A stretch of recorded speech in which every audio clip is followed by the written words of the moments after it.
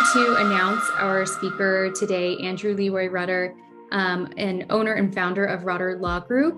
I had the special opportunity to get to know Andrew last year at ClioCon, where we were able to do a session together, and I can't think of a better topic for him to speak on.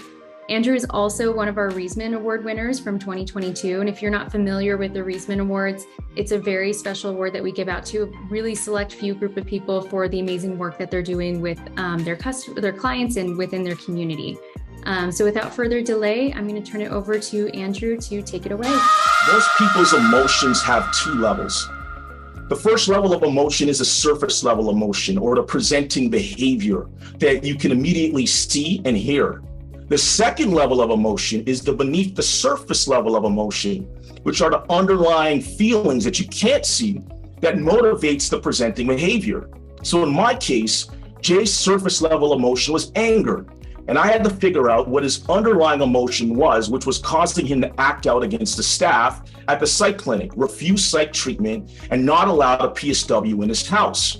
If I don't, then his underlying emotion is going to function like an emotional barrier, which will prevent me from helping Jay.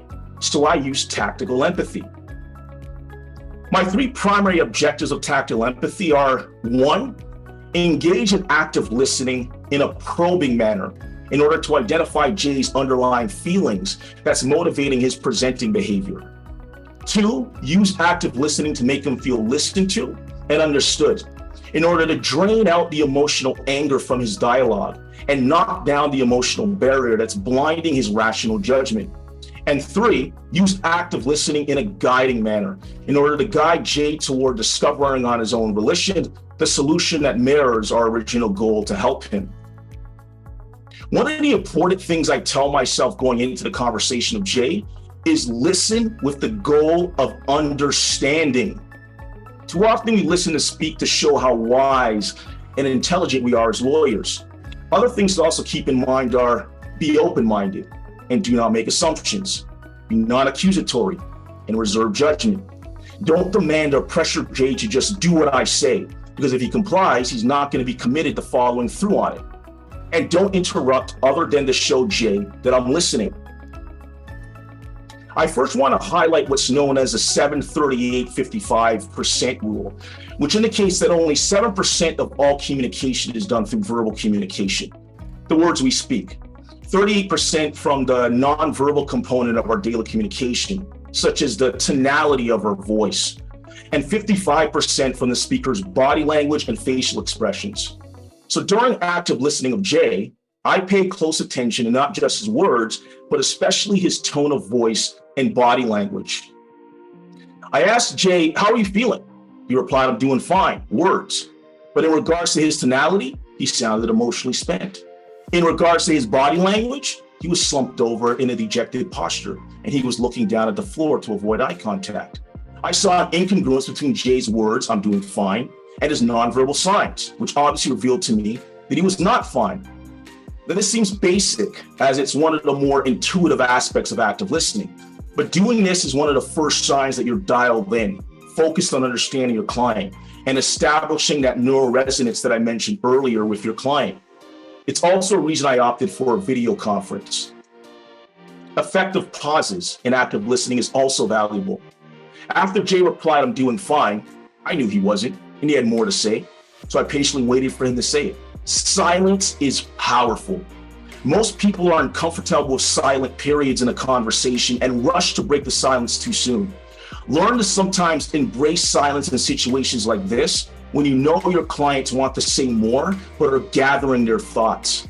I use an effective pause for emphasis and to encourage Jay to keep talking until eventually he does. I also use an effective pause to let him recognize and appreciate my initial attempt to understand what he's feeling. Mirroring. After I embraced silence, Jay said very angrily, "I'm not going to psychotherapy." I mirrored what he said and replied with an upward inflection. "Not going to psychotherapy?" Jay replied, "Yes." And then he said, "I'm not allowing a PSW in my house." I mirrored him again. "Not allowing a PSW in your house?" with an upward inflection. Rather than argue with Jay at this stage, I remained cool, calm, and collected, and listen and repeat back what he is saying. Why? An idea sometimes sounds great within the confines of your own mind, But as soon as you say it out loud a couple times, you start to assess it a little differently. And suddenly it doesn't sound so clear cut.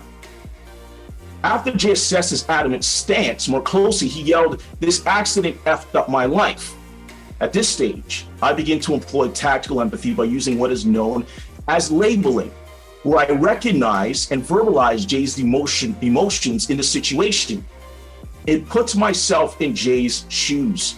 It enables me to spot Jay's feelings, turn them into words, and then very calmly and respectfully repeat his emotions back to him. I do so by saying, "Your motor vehicle accident seems so tragically unfair. I can see why you sound so angry." By labeling Jay's anger, I'm validating his emotions by acknowledging it. By giving Jay's emotion a name, anger, I show him that I identify with how he feels.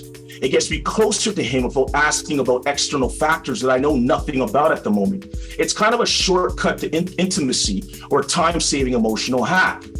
Labeling typically starts with words like, "it seems like," "it sounds like," "it looks like." Labeling is especially advantageous in the case with Jay, who is tense, because by exposing his negative thoughts to daylight, it makes them seem less frightening. Labeling negatives like the emotion of anger diffuses them or defuses them in extreme cases. So it's a helpful tactic in de-escalating angry confrontations with your clients because it makes them acknowledge their feelings rather than continuing to act them out. After I labeled Jay's negative emotion, he replied, "That's right. I hate that I'm so angry." It's important to note here that I'm not necessarily searching for, "Yes, that's right." Hearing "No, that's wrong" is also useful because if Jay corrects me, then I get more information, which I need to better understand him and guide him in the right direction.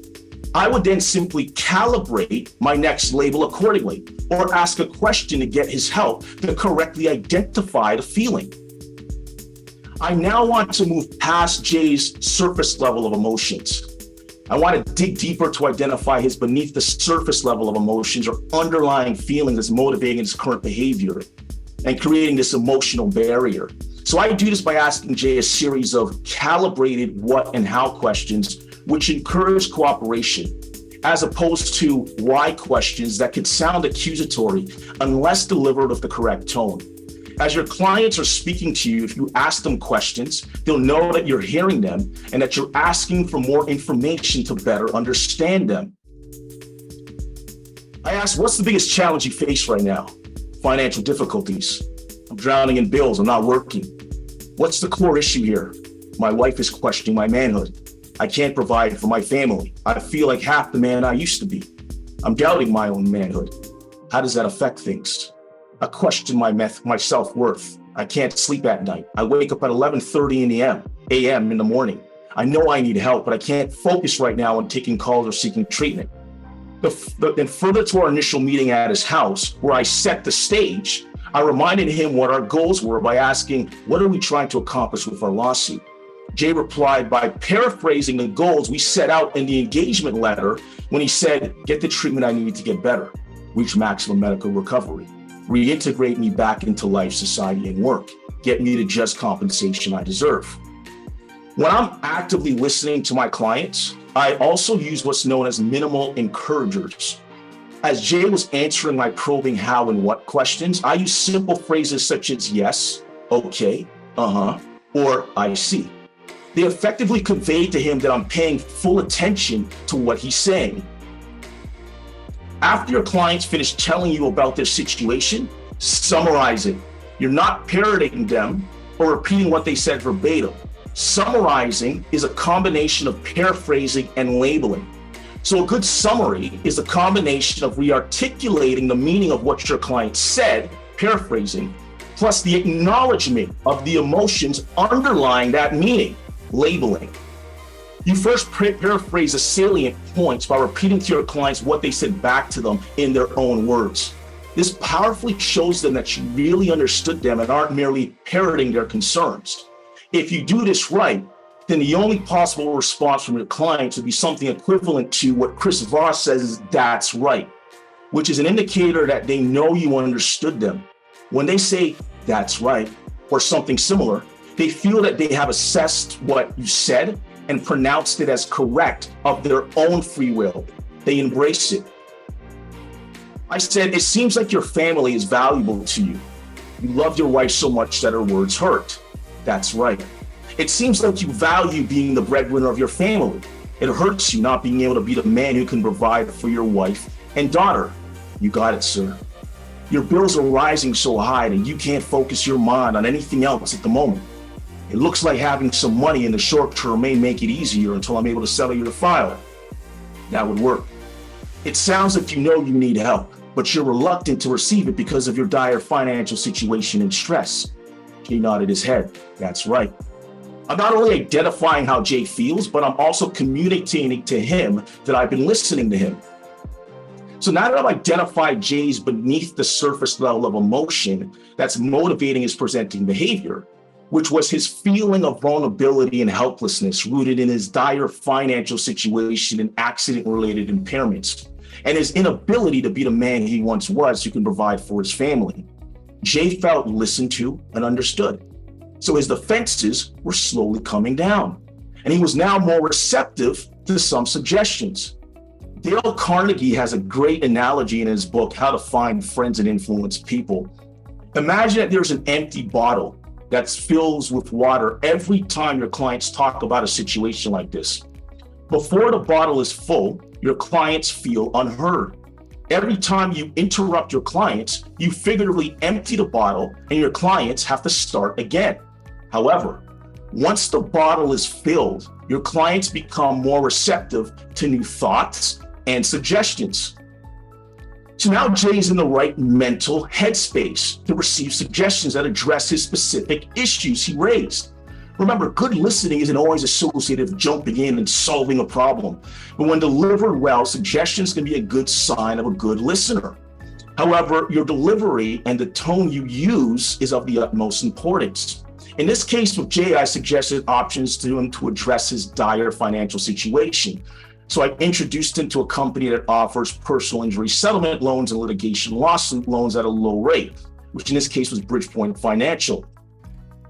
After identifying my clients beneath the surface level of emotions, my objective changes from probing to guiding. In Jay's case, I began guiding him by using the same tactical communication techniques we had previously discussed. The goal is now to let Jay feel that the solution he arrives at is his own. Why? Well, most people like their own ideas better than other people's ideas. Coming up with our own ideas makes us feel smart and important. Executing our own ideas instead of someone else's gives us a feeling of control. Since Jay will believe that he gave the solution to a specific problem, he will be much more engaged and interested in implementing it successfully. Thank you, Andrew, so much for that.